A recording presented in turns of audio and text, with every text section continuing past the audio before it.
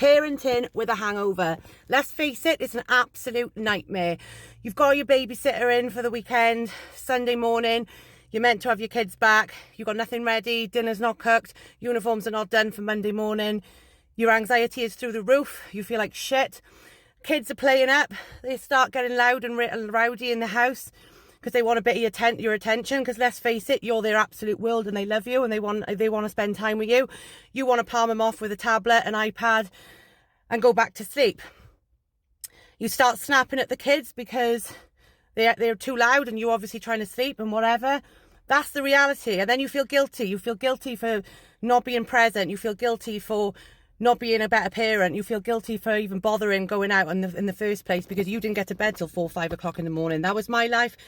And unfortunately, if that's your life, then, and you want to change it, that's the best thing you can do for yourself, is to either join us or to find some other recovery program. Because honest to God, I love my weekends now with my children. There's nothing worse than thinking back to the mum guilt and thinking back to the times when I wasn't properly prepared. Do you know what I mean? And I had all that anxiety for days and I didn't want to wake up. And, you know, no one wants to parent like that, guys. You know, nobody, and kids, they don't deserve it. You know, they don't ask to be here at the end of the day. And when you're in the depth of addiction, sometimes you don't always see that. And sometimes you think, well, I deserve a break and whatever. Yeah, you deserve a break. But at what point do you draw the line? You know, if it's impacting your kids and how you spend time with them, then you've got to really have a hard, long chat with yourself and change things up a bit, because their time and your time is precious and they're not going to be young forever. I've got to make up for lost time.